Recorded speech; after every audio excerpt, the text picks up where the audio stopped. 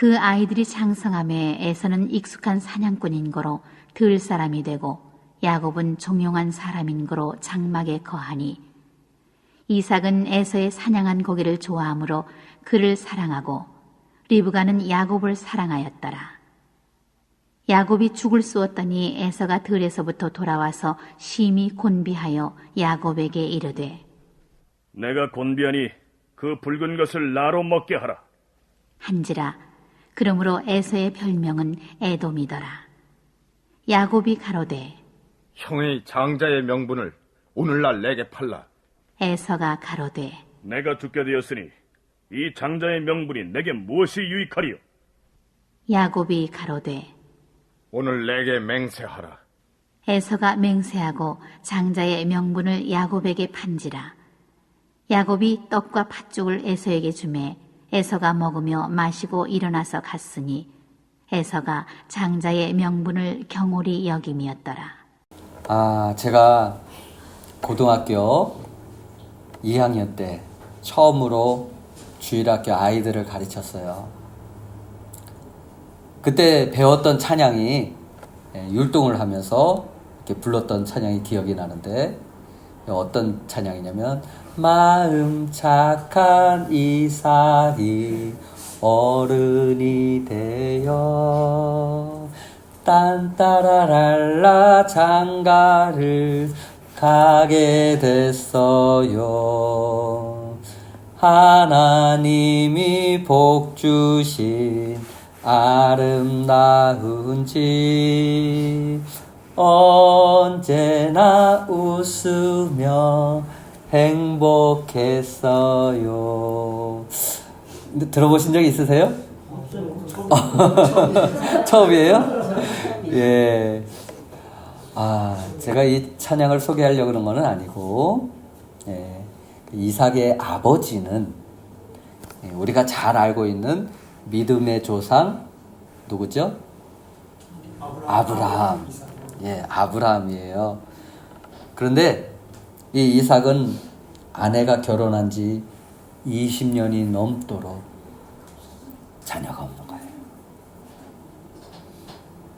그래서 이삭은 오늘 성경을 보니까 11절에 같이 보시겠습니다.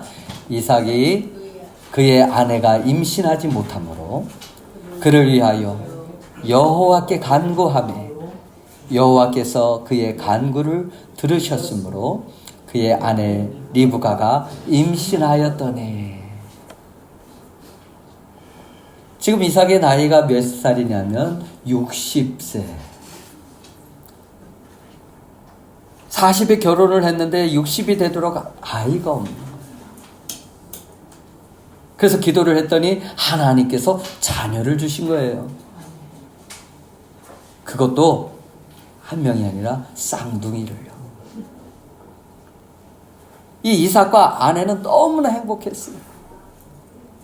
너무나 감사했어요. 근데 이 복중에서 아이들이 서로 싸우는 거예요. 리브가가 얼마나 놀랐으면 내가 어찌할꼬 하면서 여호와께 이 리브가도 기도를 합니다. 그러니까 하나님께서 이 리브가에게 응답하기를 23절 보니까 여호와께서 그에게 이르시되 두 국민이 내 태중에 있구나. 두 민족이 내 복중에서부터 나누이리라. 이 족속이 저 족속보다 강하겠고 큰 자는 어린 자를 섬기리라 하셨더라. 리브가는 이 사실을 마음에 두었습니다. 그래서 산딸이 다 돼서 두 아이가 태어났어요. 이 먼저 태어난 아이는 성경에서 보니까 붉고 털이 많은 아이다. 그래서 그 이름을 뭐라고 적었냐면 에서. 예, 장남이에요. 여기서 전신이 붉다라는 것은 이 혈기가 왕성하다라는 뜻이에요. 건강한 태아를 주신 거예요. 그런데 둘째 아이가 먼저 태어난 그 아이의 발목을 잡고 태어난 거예요. 아마 그 아이 마음속에 내가 먼저 나가야 되는데, 아니야 내가 먼저 나가야 되는데 다투다가 아마 한 발 늦은 것 같아. 그래서 이 복중에서부터 야곱의 모습을 보면 절대로 지지 않겠다고 생각한 사람이 누구냐면 바로 이 야곱이에요. 절대로 지지 않겠다. 그래서 야곱의 이름은 목적을 위해 속이거나 지지 않으려고 하는 자다라는 그런 의미를 가지고 있어요. 그리고 야곱은 그 형에게 육체적으로도 힘으로도 이길 수 없고 이미 장자권도 형에게 있다는 것을 잘 알고 있었어요. 그런데 야곱은 이 장자권에 대해서 미련을 버릴 수가 없었던 거예요. 인정을 해야 되는데 인정할 수가 없었어요. 그래서 기회만 되면은 어떻게 해서든지 자기의 것으로 이 장자권을 만들고 싶었어요. 성경에 왜 이렇게 야곱이 장자권에 대해서 집착을 하는 걸까요? 이 장자권에는 중요한 의미가 있습니다. 이스라엘에서 장자는요, 가문의 기업을 누릴 사람일 뿐만 아니라 이스라엘에서 영적인 가치, 정신적인 가치가 있음을 뜻하는 거예요. 한국하고 비슷해요. 한국 하면 큰 집 하면 어때요? 정신적인 그런 가치가 있어요. 이 사람은 장자권인 하나님 앞에 제단을 쌓고 제사를 드릴 수 있는 그런 권한을 가지게 됩니다. 지금으로 말하면 주님 앞에 나아가 예배하며 주님과 더불어 교제할 수 있는 그런 특권을 가진 사람이 누구냐? 장자권을 가진 사람이에요. 사실 이 야곱은 장자의 중요한 의미를 잘 알고 있었습니다.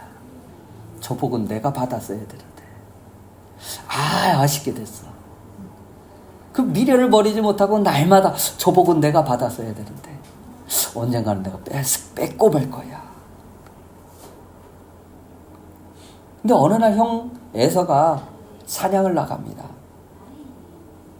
그날은 사냥에서 아무것도 얻지를 못했는지 몹시 피곤했다고 이렇게 기록이 되어 있어요. 에서가 집에 들어오자마자 그때 마침 이 팥죽을 쓰고 있는 모습을 보게 되지요. 배고픔을 견디지 못한 그 에서는 아주 조급하게 팥죽을 달라고 합니다. 야곱아, 내게 팥죽 한 그릇만 다오. 그랬더니 이 야곱이 기다렸다는 듯이 형의 장자의 명분을 오늘날 내게 팔라. 그럼 내가 팥죽 한 그릇 줄게. 그러니까 이 에서가요, 내가 지금 당장 배가 고파서 죽게 생겼는데 장자의 권한 따위가 뭐가 그렇게 중요할까? 에서는 이 장자의 그 중요성을 전혀 인식하지 못했어요. 그래서 배고프다는 이유로 에서는 그 장자의 권한을 가볍게 여기고 그 장자권을 팔고 팥죽 한 그릇 사서 먹어요. 30절 끝에 보면은 그래서 이 에서의 별명이 뭐냐? 에돔이다 라고 되어 있습니다. 이 별명이 에돔이다. 에돔이라는 의미는 뭐냐면 불다는 말이에요. 이 공산당의 시초가 어디냐면 바로 여기에요. 에서에서 나와요. 불다. 몸이 붉을 정도가 아니라 그의 생각하는 모든 것이 불다. 이 말의 깊은 의미는 하나님 없이도 살 수 있다는 것을 보여주는 말이에요. 하나님 없어도 물질만 있으면, 하나님 없어도 건강만 있으면, 하나님 없어도 내 힘만 있으면 살 수 있다고 생각하는 거예요. 자신의 힘을 의지하고 자신의 방법대로 살아가는 사람, 그런 의미에서 불다고 하는 거예요. 그렇습니다. 에서는 육신적인 사람이에요. 영적인 사람이 아니었어요. 에서는 영적인 것에는 관심이 없는 사람이었습니다. 그래서 들로 산으로 다니기를 좋아하고 사냥하는 것을 좋아했습니다. 무엇보다도 먹는 것을 좋아했어요. 당장의 생존의 문제를 해결하기 위해서 더 많은 부를 누리기 위해서 살아갈 뿐, 하나님과 교제는 중요하지 않게 생각한 사람이 바로 누구냐면 에서예요. 그래서 바로 이 특권을 빼앗긴 거예요. 장자에 대한 특권을 빼앗긴 거예요. 오늘 다른 말로 예수가 무엇이 중요한데? 지금 먹고 살아야 하는 그런 현실적인 문제, 자식을 키운다는 이유 때문에 인생의 즐거움을 위해서 인생의 예수는 아무것도 아닌 것으로 소홀히 여기고 살아가는 것, 그것이 에서가 가졌던 그런 생각입니다. 히브리서 12장 16절을 보면은 성경은 이렇게 표현을 합니다. 같이 보실까요? 음행하는 자와 혹 한 그릇 식물을 위하여 장자의 명분을 판 에서와 같이 망령된 자가 있을까 두려워하라. 성경은 에서를 어떻게 표현을 하느냐? 망령된 자다. 망령된 자. 이 망령이라는 말은 한 그릇의 팥죽 때문에 믿음을 떠난 사람을 말해요. 그래서 하나님의 영적인 축복을 빼앗긴 어리석은 사람, 이것을 지키지 못한 사람, 그가 누구냐? 에서였어요. 우리의 육체가 끝나는 날 여러분은 어디로 간다고 생각을 하십니까? 전도서 3장 20절 21절을 보니까 다 흙으로 말미암았으므로 다 흙으로 돌아가나니 다 한 곳으로 가거니와 인생의 호는 위로 올라가고. 우리의 육체는 원래 재료인 흙으로 돌아가고 영혼은 거룩하신 하나님 앞에 있게 될 것을 전혀 생각하지 않는 사람, 우리의 영혼에게 심판이 있다는 것을 전혀 생각하지 않는 사람이 누구냐? 에서예요. 오늘 당장의 배고픔을 해결하기 위해서 하나님 앞에 영혼의 문제를 아무렇지 않게 생각했던 그 영적으로 망령된 자, 이 다른 말로 말하면 어리석은 자, 그 에서를 통한 경고를 여러분 기억할 수 있기를 바랍니다. 에서와 같이 망령된 자가 있을까 두려워하라. 여러분, 에서와 같이 어리석은 자가 되어서는 안 됩니다. 그리고 에서는 이 이삭의 장자로부터 장차 메시아가 오신다는 그 사실을 알지 못했어요. 이것이 중요해요. 메시아가 오시는 그 계보를 보면은 마태복음 1장 2절에 보니까 아브라함이 이삭을 낳고 이삭이 누구를 낳았다고요? 야곱을 낳고. 에서가 장자니까 에서가 올라가야 되잖아요. 에서가 장남인 에서가 들어가는 것이 마땅한 거예요. 근데 그 계보에 누락이 돼버려요. 빠져버려요. 야곱이 올라가요. 그렇다면 이 야곱의 인생은 어떠했을까요? 야곱의 인생. 형이 가장 배가 고파서 약한 상황에 있을 때 아마 그 시간을 다 기회를 노렸는지 몰라요. 그래서 형이 돌아올 때쯤 돼가지고 그때서야 이제 불을 지펴서 아마 이 팥죽을 쓰고 있었는지 몰라요. 팥죽을.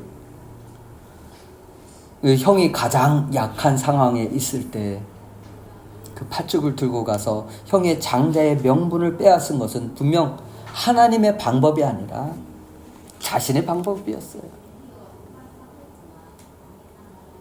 그래서 이런 사람을 무슨 사람이라 그러죠? 꽤 많은 사람. 꾀가 많다. 얄팍한 사람. 야곱은 자신의 방법과 꾀를 가지고 살아온 사람이에요. 상당히 시간이 흐른 어느 날 눈이 어두워서 이삭이 에서를 부릅니다. 아들아, 내가 사냥하여 내게 별미를 가지고 오렴. 그럼 그 별미를 먹고 내게 마음껏 내가 축복해 주겠다. 이스라엘에는 이 아버지가 죽기 전에 마지막 기도와 축복을 최대의 축복으로 간주를 했어요. 그런데 이 사실을 그 아내 리브가가 듣고는 얼른 요리를 준비를 해요. 그리고 아들 야곱에게 에서의 그 형의 옷을 입히고 아버지에게 들어갈 것을 요구해요. 에서는 지금 아버지께 축복을 받기 위해서 사냥하러 갔기 때문에 없어요. 언제 돌아올지 몰라요. 그리고 어머니 리브가는 그 야곱에게 에서의 옷을 입히고 변장해가지고 이삭에게로 들어가요. 아버지, 여기 사냥한 별미를 만들어 왔습니다. 음식을 드시고 제게 축복을 해주세요. 그러니까 이삭이 눈은 멀었어도 지금 귀는 밝잖아요. 에서와 이 야곱의 목소리를 구별 못하겠어요? 내가 정녕 내 아들 에서냐? 네, 제가 아버지의 아들 에서입니다. 그래, 어디 한번 가까이 와봐라. 음성은 야곱인데 냄새는 에서의 향기로다. 그래서 노안으로 앞을 잘 못 보는 그 아버지 이삭을 속이면서 축복을 받아낸 사람이 누구냐? 야곱이에요. 야곱. 어머니의 복중에서부터 형의 발꿈치를 붙잡고 태어난 그 순간부터 야곱은 언제나 그 목적을 위해서 수단과 방법을 가리지 않고 평생을 그 장자권, 그 축복을 받기 위해서 거기에 목적을 두고 살아온 사람이에요. 이것이 야곱 생애 전체를 상징하는 그런 삶의 모습이었어요. 그럼에도 불구하고 이 야곱의 마지막은 어떠냐 하면 지극히 영광스럽고 거룩한 그런 삶이 돼요. 바뀌어요. 아브라함, 이삭, 야곱 이렇게 계보에 오르게 되면서 하나님의 약속의 유업을 이을 자가 되는 거죠. 그럼에도 하나님은 그에게 복을 주셔요. 오늘 우리가 받아야 할 교훈이 뭐냐면 바로 그 야곱과 같은 장자권 축복을 받기 위한 그 사모함, 그 열심, 그 목적을 가지고 우리도 살아야 된다는 거예요.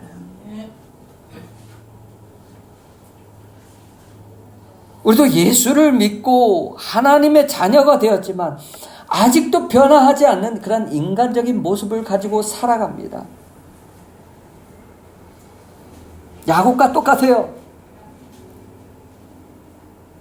그래서 야곱에게 하나님이 두 가지 별명을 줘요. 에서는 에돔이라고 했지만은 이 야곱은 그 첫 번째 별명이 뭐냐면 이사야 41장 14절에 보니까 지렁이 같은 너 야곱아. 꿈틀거리는 그 한 마리의 지렁이처럼 야곱의 삶을 향해서 하나님이 붙여주신 별명. 이 벌레 같은 인생아.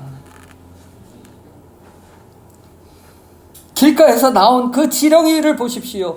지렁이는 태양볕 아래에 있으면 꿈틀거리다가 죽을 수밖에 없어요.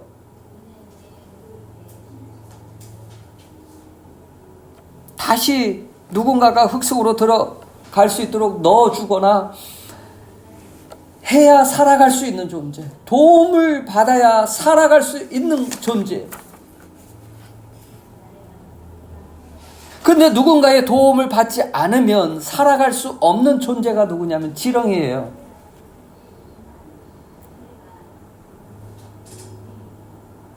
그런 존재가 누구였냐면 야곱. 자기의 생각대로 자기의 꾀대로 살아가고 있지만 하나님이 도우시지 않으면 살 수 없는 존재. 그리고 두 번째 별명은 이스라엘이에요. 분이엘의 들판에서 야곱이 하나님을 만났을 때 하나님은 그에게 새로운 별명을 주시죠. 지금까지 벌레만도 못한 인생, 그런 사람이 이제는 창세기 32장 28절에 보니까 내 이름을 다시는 야곱이라 부를 것이 아니요 이스라엘이라 부를 것이리. 이 말은 뭐냐면 승리자다.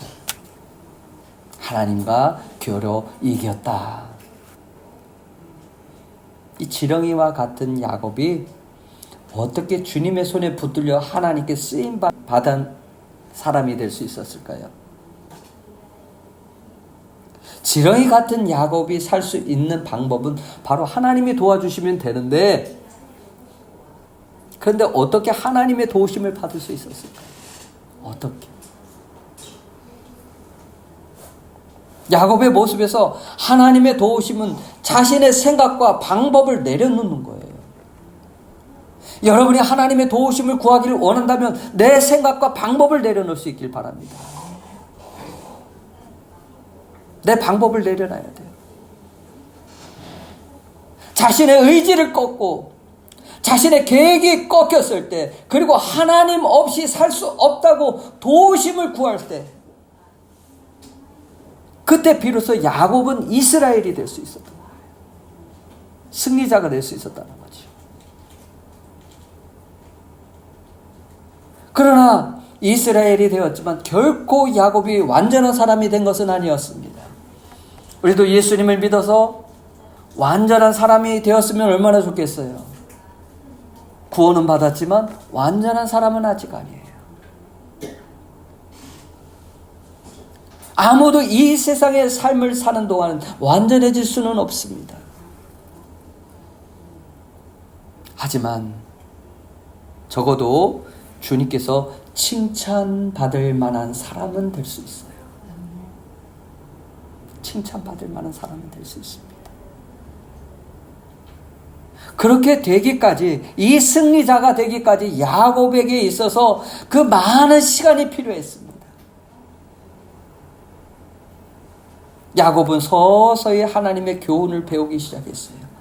변화되어서 하나님을 섬기기 시작한 거예요.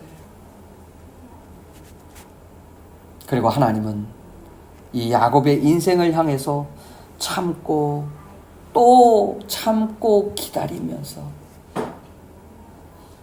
마침내 야곱의 삶을 변화시켜 이스라엘, 즉 하나님의 사람으로 변화시켜 주셨던 것을 믿으시기 바랍니다. 생각해 보세요. 우리가 교회에 출석을 하고 있지만, 예수님을 믿고 있지만 여전히 변화하지 않는 자신을 보면서 여러분 주님 앞에 눈물 흘린 적이 있을 거예요. 한두 번은 있을 거예요. 그럼에도 여전히 내 의지대로 아직도 주님 중심으로 그 삶을 바꾸려고 하지 않고 내 중심대로 살아가려고 하는 그러한 모습, 자기를 내려놓지 못하는, 자기를 부인하지 못하는 그러한 모습,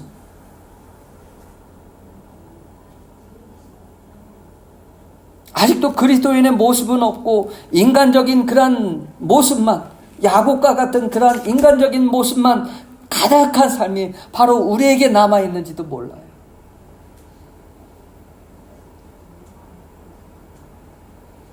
그러나 실망할 필요는 없습니다. 왜냐하면 야곱도 변했기 때문에.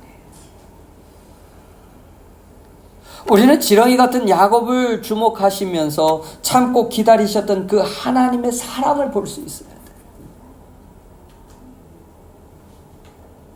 어찌하여 이 벌레만도 못한 나를 사랑하시는가? 오랫동안 포기하지 않으셨던 그 하나님의 인내하심과 자비하심을 볼 수 있어야 돼요.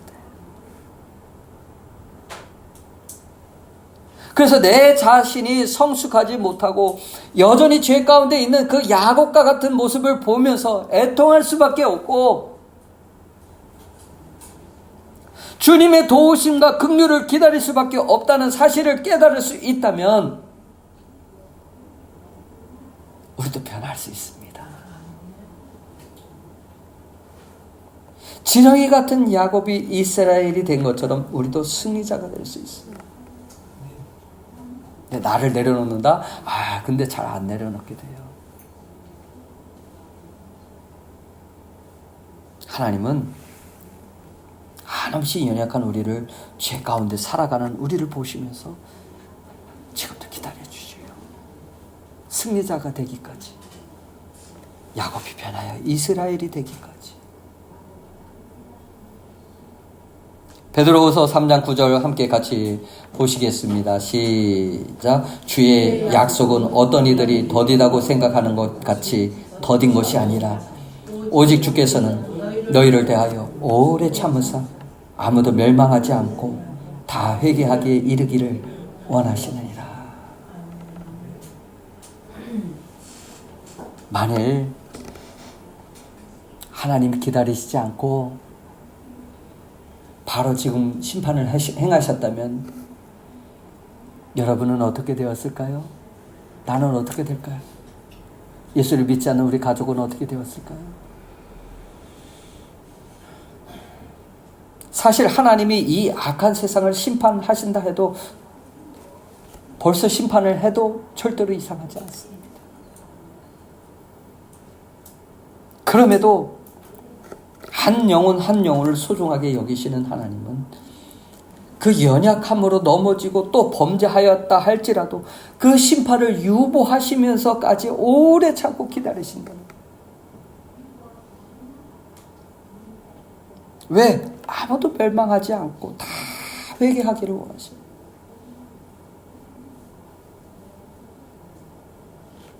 그리고 우리의 의지를 내려놓고 주께 복종하여 경건한 백성으로 살아갈 수 있도록 주님의 도우심은 계속될 것입니다. 그럼에도 내 방법대로 살겠어요? 내 생각대로 살겠어요? 야곱과 같은 그 꽤 많은 인생으로 살아갈 때 하나님의 도우심은 언젠가 그칠 수 있는 날이 와요. 야곱처럼 지렁이와 같은 연약한 우리에게 성령님은 우리가 멋진 사람으로 바꿔질 것을 기대하시면서 지금도 우리를 위해서 중보하신다는 사실. 내 주변에 아무도 없는 것 같아도, 누군가 나를 알아주지 않는 것 같아도 성령님은 여러분과 함께 하길 원하고 여러분에게 응원하신다는 거예요. 너도 할 수 있어. 그리고 우리가 그리스도를 알 수 있도록 인도해 주시고, 지금의 삶과 현실, 그리고 앞으로도 우리의 연약함 때문에 울고 좌절하고 이 갈등의 삶은 계속될지 모르지만 이런 갈등하는 삶, 그것이 야곱의 삶이기도 했습니다. 그러나 야곱에게는 약점이 있고 인간관계의 문제도 많았지만 하나님께 자신의 생각과 방법대로 살아가는 것을 내려놓았을 때 그가 이스라엘이 될 수 있었습니다.